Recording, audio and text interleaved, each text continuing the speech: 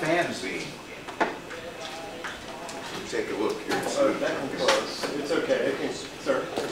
It can close. We're about to start, so we'll start with it. It was a fanzine that came out in the 1990s, and we're going to talk about some of that, but perhaps I should start by sharing with you a little bit about me. I was born in 1949, so the last year of that other part of that other century, you know, and I started reading comic books in 1955, started buying them off the newsstands in 56. In fact, the first comic I ever bought at Corin Drug Store in Coronado was Showcase 4. And then became avidly interested once I realized there were numbers on the cover, started collecting in 58. And so this odyssey, this lifelong odyssey and interest in comics started, and I, to this very day, kind of look back with some amazing thoughts about it, and got involved heavily into collecting and buying old books, but in those days we only paid a nickel a piece for a used comic book. That was different than the dime that it costs off the newsstands. And then in 1961 I went to the store and somebody raised the price to 12 cents and really screwed up my budget, because up until that point 50 cents would buy 5 comics, and then suddenly it only bought 4. And so that was devastating, but we recovered. And then in the middle 60s we started discovering that there were other fans who collected out there. And so we discovered we weren't the only ones. And so I started collecting in earnest, and then in the 80s, Bob Overstreet contacted me and he said, how about writing articles about stuff? We'd like to have some articles. And so in 1984, published the first article called DC Before Superman, because it turned out in those days people didn't much collect Detective before 27 or More Fun before 52. Perhaps Adventure before 40, or even the non-Superman covers of Action sometimes. And then in the 90s, I talked to my wife Lisa and I said, hey, I bet you we could put out an ad zine ourselves to recreate the spirit of the old Comics Buyer's Guide. So we got started, and next thing I know, we started, of course that was, turns out I had woefully underestimated the amount of effort it took. And so, come on in, we began to develop a fanzine, which started in March of 1990. And so I'm just going to fast forward here. This is my slogan, and I see it as a way of developing thoughts about magazines, especially fanzines. And maybe you've noticed this too, that when a magazine doesn't know what it is, neither do the readers. And you've seen magazines that go through these different transitions. They're trying all these different things because they really don't know what they are. And sometimes fanzines face that problem. That's when I sort of fibbed to my wife and said, I promise this magazine will only take 1 weekend a month. So we put out Comic Book Marketplace #1. Bruce Hamilton, later ran Gladstone, was kind enough to give me access to his mailing list. And completely not knowing anything, we had no idea what it took, no idea how much it cost. We just took the plunge, and we got 24,000 copies printed. And for a fanzine, that's about 240 times as many as you need. So we mailed them out, and 23,400 people promptly got it in the mail, didn't know what it was, and threw it in the trash. And so to this day, very, very few CBM #1 still exist. And they had no articles, it was just ads all the way through. Just to get started, we gave the ads away for free. But there was one letter in there, the only printed material in CBM1, from Pat Calhoun, who said, hey Gary, why don't you put some articles in this thing if you're going to keep going with it? I said, well, that sounds like an interesting idea, and since everyone threw away #1, I guess we'll have to do something different. So we put out CBM #2, and it was just at a time in the early 90s where people were interested in collecting old price guides. I knew Bob Overstreet over the years. he was kind enough to give me access to his archives, and we started putting together. Now, what these were, does anyone know what a self-cover is? Ever heard the term self-cover? That's when you simply have the interior pages, you really have no cover, and you use the last wraparound to be the cover. The auto trader does that sometimes, and those kinds of things. It's cheap because you don't have to bind on an extra cover. It's just a way of saving money. So these first few issues were called self-cover issues. And then we decided to add color to CBM 3.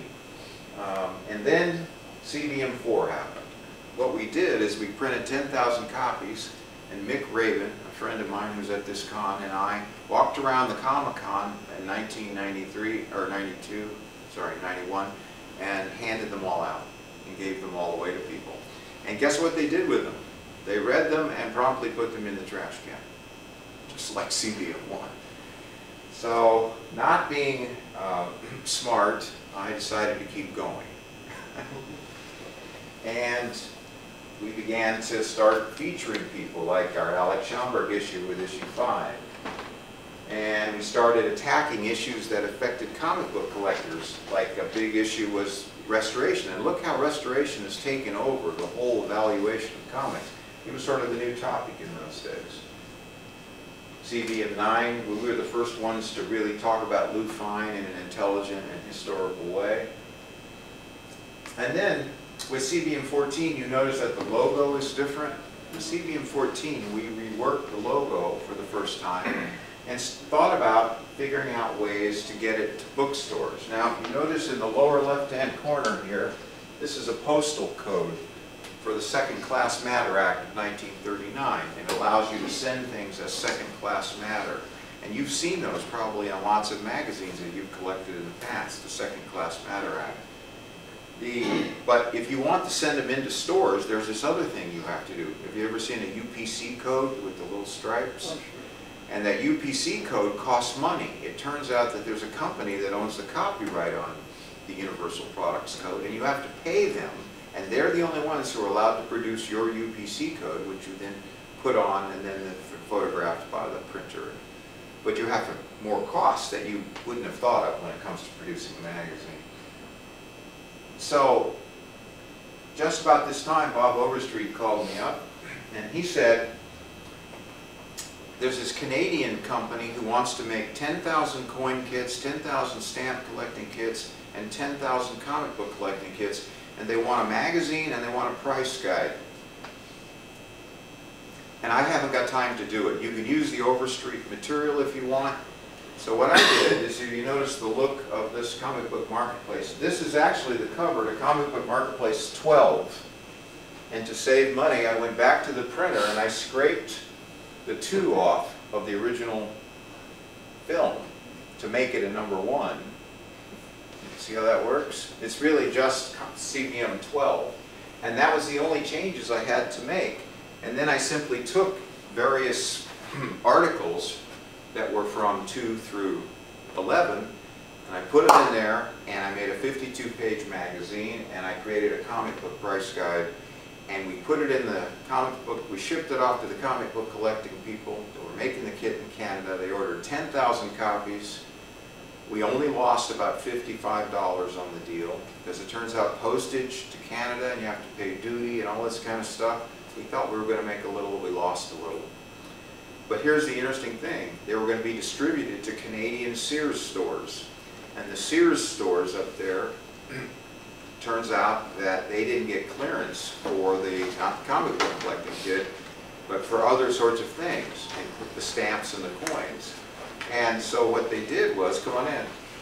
And so what happened was is that Sears ended up suing them, the Canadian government ended up suing them, and 10,000 of these comic book collecting kits were destroyed, along with all the stamp collecting kits and the coin collecting kits. So what happened was is that with this CBM Special Edition #1, and it was real special, huh? We printed 10,057 copies. 10,000 were shipped to Canada. They got destroyed, and to this day, most of my friends came over and picked the free special #1 out of my garage, so I think I have one left. And there's one of them who got one right there. And actually, there's only 57 in circulation, so that's a fairly low print run. The comic book price guide, there was like maybe 10,080 or something, and most of those were destroyed, as you know, and so there was a few of those left too. But that's the story of the first special edition of CBM. And then we decided to try bookstore distribution, and so you'll notice this one has a UPC code in the lower left-hand corner. It was also the issue that, thanks to this nice gentleman here, Mick Rabin, and one other person, we were able to do a special edition for Craig Flessel, who did some most amazing covers of the early golden age that you can imagine. If you're not familiar with his name, I hope you'll look him up. He's really worth your time. Very important man. And he was kind enough, he had friends in Coronado, so we sat down and videotaped it. And Mick, I found the videotape. Whoa. Of that original. So that was kind of nice. And then, if you think about it, the whole issue of EC was coming to the forefront. They just found the vault copies, and then right about that time, our dear friend in the lower right-hand corner, can anyone name that guy? Bill Gaines. Bill Gaines, he passed away, and that sort of was an end of an era. Then we started to look at the early Batman before Robin was introduced. People were starting to think, including Mr. Miller. Some of you know the Miller I'm talking about. He decided that perhaps the early Batman was more reminiscent, the gun-toting, criminal-killing Batman. And so we did an article on that. And Basil Wolverton. And then we started to get a little bit of recognition. We got an Inkpot award, but they did not give it to us because the magazine was so great. They gave it to us because we had worked so hard to bring things to the forefront that nobody else was working on in terms of supporting fandom. Like, for instance, trying to find ways to ensure that trading of comic books, the selling of comic books, was a reasonable and fair process, and other sorts of things. We also got nominated for Eisner Awards 5 times. And then the big news, I got hired away by Overstreet Publications, and we came out with our last issue. And I kept all the records of the print runs for every issue. So as we go along here, you'll notice that there's always a print run here. And that's an important idea, because what you discover is that all these fanzines have incredibly tiny print runs. 5,000 at most, but like this last issue, we didn't send it to anybody but our subscribers. We were up to about 1,300 subscribers that time, so we printed 1,300 copies. And that particular issue is kind of hard to find. And then, while I was at Overstreet for 2 years, I didn't want to let the idea die, so I convinced Pat Calhoun, a friend of mine, and we put out these 6 Golden Age quarters, which are really sort of like CBM 21B through 21G, if you really want to figure it out. It was a different format, so it fit in the racks, but it was also twice as big, twice as many pages, but it was exactly the same kinds of Golden Age, Silver Age, and Bronze Age material. So I always think if anybody's collecting CBM, these are worth sort of looking into.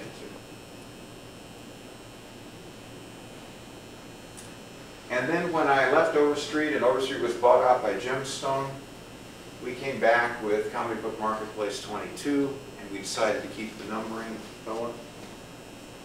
And you'll notice the difference in the print run of these 2 issues. How'd that happen? Well, for this issue, if you've ever seen Diamond Comic Distributors, they have a big magazine called Previews Magazine that all the comic shops order from, right? And if you get in there in time, 3 months ahead, you get fairly good orders. So it turns out that CBM 22 sold through the entire 5,000 copies, but they forgot to list CBM 23. There was no listing for it. So when it came time to go to the printer, I had to go there with my hat in my hand after promising there would be a 5,000 copy print run, and said, we only need 750 copies. And we really didn't need that, but that was the minimum he would print. So we ended up selling those as back issues. And then, Mick, I'm sure you remember some of these. CBM 24, we were talking to Stan Lee on the phone. And we occasionally, 25B is important I'm sorry, I'm standing in the way. 25B is important because this was the beginning of the alternate cover trap.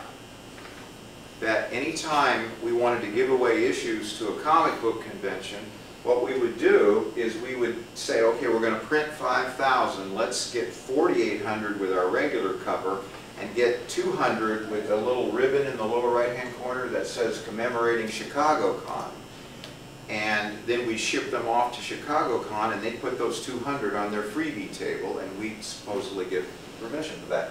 But what it means is there's a lot of people who collect CVM who are wondering why it's so easy to find the regular 25, but not so easy to find the Comic-Con giveaway. Well, you can see that there was only 200. And the very next issue, it was time to give it away at the San Diego Con. There was only 200 of those, but there was also concomitantly 4,800 of the regular issue. And 27, by the way, here's another timely character that up until this point got absolutely no press anywhere. And as soon as that issue came out, suddenly the Witness was in great demand, and it only appeared 6 or 7 times. And then this issue hit us. I got a call from Jim Steranko.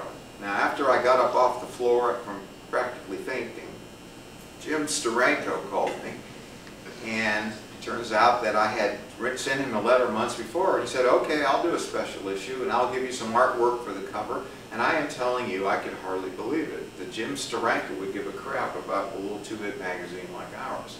And you can see the brilliance of his art, even in this transparent media. It almost looks like that cover's glow in the dark. I mean, it's truly an amazing thing. But no one told me that Jim Steranko was a little difficult to work with.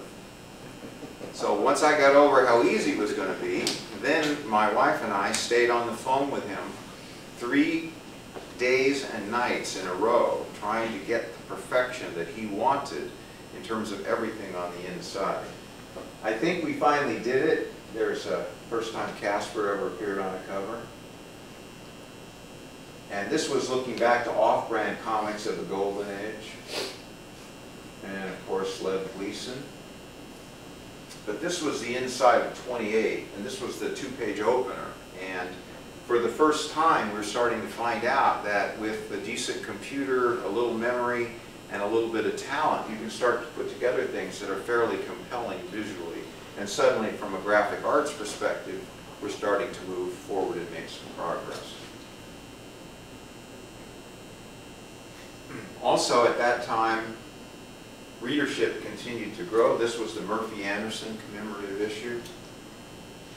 And of course, Catman was hot. Remember when everybody was going Catman crazy as a collector, so we covered it. And then it turned out that everybody has their favorite Batman, so we did the sci-fi silver Batman of the 50s.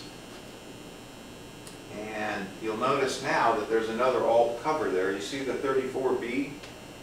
And the print run is only 400, and that's because, you can't read it, but the candy stripe at the top says Special Karl Barks 95 Birthday Party Edition. And Gemstone put on a big party for Karl Barks' 95th birthday, and they asked us to come up with something commemorative to hand out to all the guests. So we peeled off 400 from our print run and altered the cover to a Karl Barks cover. There's still a Batman story and a Karl Barks story inside the issue, so it doesn't really matter what the cover is. Once again, an alt cover. We experimented with having a pictorial cover. I thought it was going to be really cute to have my son and 2 of his friends sit down in front of a picket fence and read square bounds. I loved those things when I was a kid, and I just thought that was the cutest thing since sliced bread. And every comic book shop in the entire United States wrote a complaint letter saying, no more little kids on covers, please. We hate it. So that experiment didn't work so well. I also decided to try to explain to people that there were publications previous to the beginning of comics, right around 30, 31, 32, 33. We got letters from all the comic book shops saying that issue 36 was a complete disaster because of the cover, because it looked so old and awkward and cartoony that no young kid would ever go near that cover. So that one was a failure.